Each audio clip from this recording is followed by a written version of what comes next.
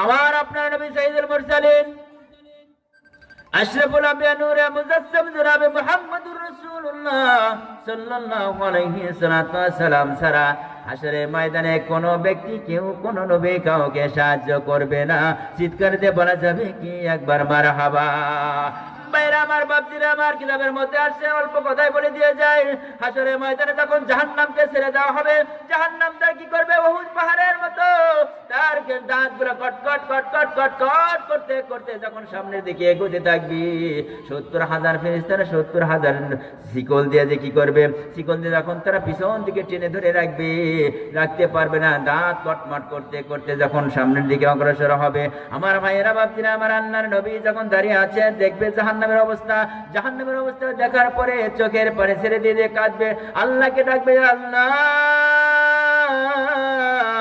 আমার উম্মতকে মাফ করে দাও, নইলে আমার উম্মতকে আমাকে দিয়ে দাও। আমার ভাইরা, বাপজিরা আমার, আল্লাহ রাব্বুল আলামিনের দরবারে যখন রাসূল পাক সাল্লাল্লাহু আলাইহি ওয়াসাল্লাম এমনি ভাবে যখন দরখাস্ত করবে, আল্লাহ তাআলা ডাকতে, হাবিব আজকে কান্দার দিন না রে বন্ধু, আজকে কান্দার দিন না,